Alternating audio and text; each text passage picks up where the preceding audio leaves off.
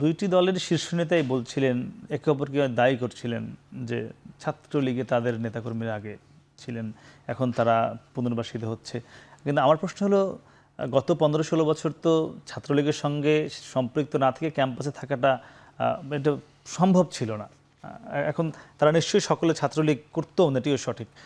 তাহলে এরা এখন কোথায় যাবে যদি এভাবে বহিষ্কার করা হয় বা অভিযোগ ওঠে একে অন্যের বিরুদ্ধে? হ্যাঁ, দেখুন, এখানে আমার কাছে 3টা বিষয় আছে।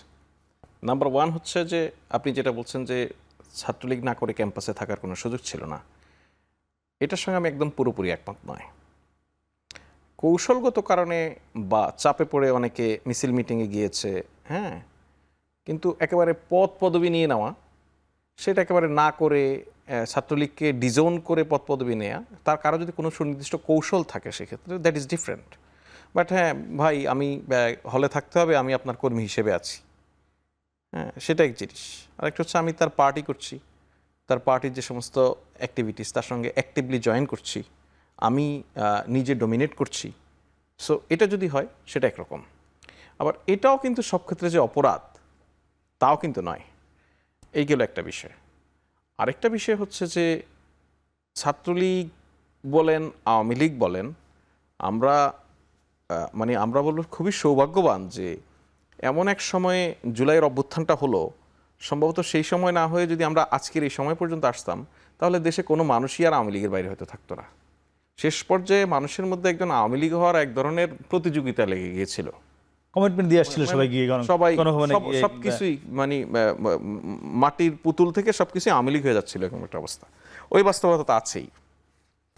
আর থার্ড যে বিষয়টা বলবো সেটা হচ্ছে আপনার একটা বিপ্লব পরবর্তী বাংলাদেশ, আমরা যে নতুন বাংলাদেশের কথা বলছি, আমরা যে সম্প্রীতির বাংলাদেশের কথা বলছি, সেই জায়গায় রিকনসিলেশনের একটা জায়গা থাকতেই হবে।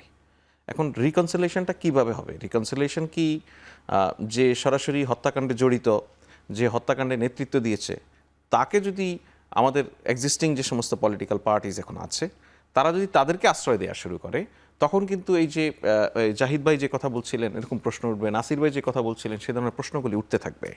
কিন্তু আদারওয়াইজ আপনি আপনার সোসাইটিতে যারা আছে তাদের অপরাধ অথবা অপরাধ নয়, শুধুমাত্র ওই রাজনীতিটা করেছে এটা একটা অপরাধ হতে পারে না।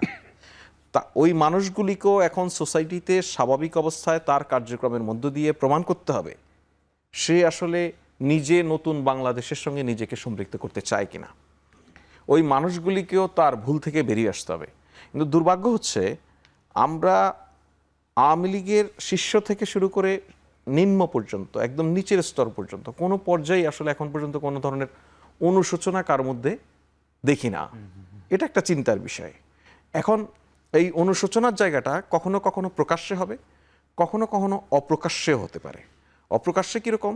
ধরুন ছাত্র শিবির, জামাত, ছাত্রদল, বিএনপি, এদের আরও অন্যান্য অনেক অর্গান আছে, পলিটিক্যাল ফ্রন্ট আছে, সেই জায়গাগুলিতে তারা যদি কেউ নিজেরা ওই জায়গায় এই জায়গায় আত্মসমালোচনার জায়গাটা নিয়ে হাজির হয় যে ভাই আমার এই ভুল ছিল, তবে কখনো আমি কোনো হত্যার সঙ্গে, কখনো আমি কোনো বড় ধরনের অপরাধের সঙ্গে সম্পৃক্ত হইনি, এখন আমি নিজেকে একটা শুদ্ধ অবস্থায় একটা ভালো প্রক্রিয়ার মধ্যে নিয়ে আসতে চাই, আমার মনে হয় এই পলিটিক্যাল পার্টিগুলিরও সেখানে দায়িত্ব আছে।